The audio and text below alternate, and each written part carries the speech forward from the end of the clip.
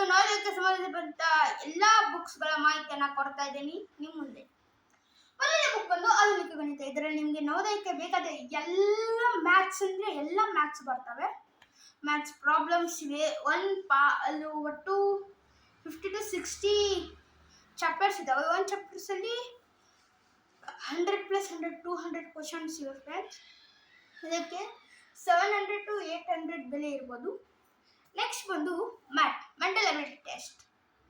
ಅಂದರೆ ನಿಮಗೆ ನವೋದಯ ಎಕ್ಸಾಮ್ ಪೇಪರ್ನಲ್ಲಿ 40 ಕ್ವಶನ್ಸ್ 50 ಮಾರ್ಕ್ಸ್ದ ಇದ್ರ ಮೇಲೆ ತೆಗೆದಿರ್ತಾರೆ, ಮ್ಯಾಥ್ ಮೇಲೆ. ಅದಕ್ಕೆ 50 ಮಾರ್ಕ್ಸ್. ಈ ಬುಕ್ನ ರೆಫರ್ ಮಾಡಿದರೆ 50 ಮಾರ್ಕ್ಸ್ ಫಿಕ್ಸು. ನೆಕ್ಸ್ಟು ನವೋದಯ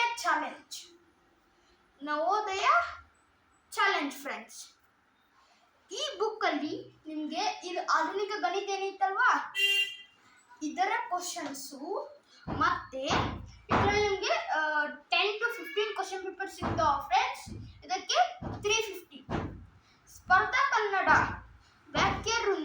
ವ್ಯಾಖ್ಯಾವಳಿ ಅಂತ ನಿಮಗೆ ನವೋದಯ ಕ್ವಶನ್ ಪೇಪರಲ್ಲಿ ಈ ಕ್ವಶನ್ಸ್ ಹಾಕಿರ್ತಾರೆ. ಅದಕ್ಕೆ ಈ ಬುಕ್ಕಲ್ಲಿ ನೀವೇನಾದ್ರು ಓದ್ಕೊಂಡ್ರೆ 20 ಮಾರ್ಕ್ಸ್ ಫಿಕ್ಸ್ ಫ್ರೆಂಡ್ಸ್. ಇದಕ್ಕೆ 20 ಮಾರ್ಕ್ಸ್ ಫಿಕ್ಸು. ಇದಕ್ಕೆ 40 ಮಾರ್ಕ್ಸ್ ಫಿಕ್ಸು. ಉಳಿದ 40 ಮಾರ್ಕ್ಸ್ ಇದರಲ್ಲಿ ಮತ್ತೆ ಇದರಲ್ಲಿ ಡಿವೈಡೆಡ್. ಓದಾಯ್ತಾ? Next friends, question bank.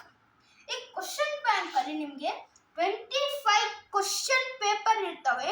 ಅವರೇ ಕ್ವಶನ್ಸ್ ಹಾಕಿ ಮಾಡಿರೋದು.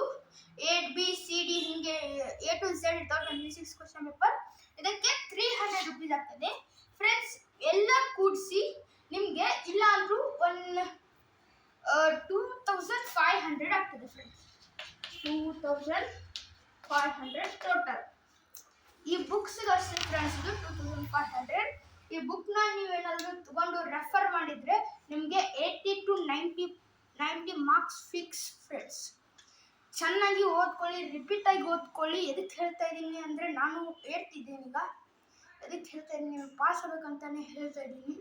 ಅದಕ್ಕೆ ಈ ಆಧುನಿಕ ಗಣಿತ ಏನಿದೆ ಅಲ್ವಾ, ಇದು ಆಧುನಿಕ ಗಣಿತ ದಿನ ಪ್ರಾಕ್ಟೀಸ್ ಮಾಡಿ. ಪೇಜ್ ಹೊಳಿಸಿ, ಬೇರೆ ಕ್ವಶನ್ ಬರೋಕೆ ಹೋಗಬೇಡಿ. ಆನ್ಸರ್ ಅಷ್ಟೇ ಪ್ರಾಕ್ಟೀಸ್ ಮಾಡ್ತಾ ಹೋಗಿ. ನೀವು ಬರೆದಿದ್ದು ನೋಡೋಕೆ ಹೋಗಬೇಡಿ, ಬೇರೆ ಬಿಡಿಸ್ಕೊತಾ ಹೋಗಿ ಹಂಗೆ. ನೆಕ್ಸ್ಟ್ ಮ್ಯಾಟ್ನ ದಿನ ಪೇಜ್ ತೆಗೀರಿ, ಹೊಲಿಸಿ, ಉತ್ತರಗಳನ್ನ ಬರ್ಕೊತದೆ. ಆಮೇಲೆ ಸ್ಕೂಲಲ್ಲಿ ಹೋಗಿ ನಿಮ್ಮ ಸರ್ ಹೋಮ್ವರ್ಕ್ ಕೊಟ್ಟಿರ್ತಾರಲ್ವಾ, ಚೆಕ್ ಮಾಡಿಸಿ.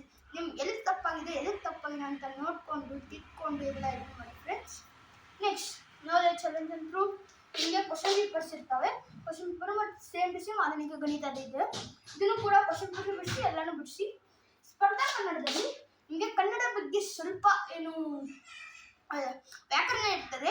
ವಿರುದ್ಧಾರ್ಥಕ, ಸಮಾನಾರ್ಥಕ ಎಲ್ಲ ಪದಗಳನ್ನು ಕೊಟ್ಟಿರ್ತಾರೆ. ಮತ್ತು ವ್ಯಾಖ್ಯಾವಳಿಯನ್ನು ಚೆನ್ನಾಗಿ ಓದಿ. ಅಲ್ಲಿ ಕ್ವಶನ್ಸ್ನ ನೋಡ್ಕೊಳ್ಳಿ. ನೀವು ಉತ್ತರ ಅಲ್ಲೇ ವ್ಯಾಖ್ಯಾವಳಿಯಲ್ಲೇ ಇರ್ತದೆ. ಅದಕ್ಕೆ ಆ ಕ್ವಶನನ್ನು ಕೊಟ್ಟಿರ್ತಾರೆ ಫ್ರೆಂಡ್ಸ್. ವ್ಯಾಖ್ಯಾವಳಿನ ಚೆನ್ನಾಗಿ ಓದಿ ಅರ್ಥ ಮಾಡ್ಕೊಂಡು ಉತ್ತರ ಹಾಕಿ ಫ್ರೆಂಡ್ಸ್. ನೆಕ್ಸ್ಟ್ ಕ್ವಶನ್ ಬ್ಯಾಂಕಲ್ಲಿ ಹತ್ರ ನಿಮ್ಗೆ ಗೊತ್ತಿರ್ತದೆ. ಕ್ವಶನ್ ಪೇಪರ್ ಇದ್ದಾವೆ 26 ಕ್ವಶನ್ ಪೇಪರ್. ಒಂದಾದ್ರೂ ಕ್ವಶನ್ ಪೇಪರಲ್ಲಿ 99.99 ಅಂದರೆ 100 ತಗೊಳ್ಳೇಬೇಕು. ಇದು ಚಾಲೆಂಜನ್ನು ಇಟ್ಕೊಂಡು ಓದಿ ಫ್ರೆಂಡ್ಸ್ ಅಂತ ಹೇಳ್ತಾ ಈ ದಿನದ ವಿಡಿಯೋನ ಮುಗಿಸ್ತಾ ಇದ್ದೀನಿ. ಧನ್ಯವಾದಗಳು. ಈ ವಿಡಿಯೋನ ಶೇರ್ ಮಾಡಿ, ಲೈಕ್ ಮಾಡಿ, ಕಮೆಂಟ್ ಮಾಡಿ. ಏನಾದರೂ ಡೌಟ್ ಇದ್ದರೆ ಕೇಳಿ, ನಾನು ಮುಂದೆ ವಿಡಿಯೋದಲ್ಲಿ ಹೇಳ್ತೀನಿ. ಧನ್ಯವಾದಗಳು.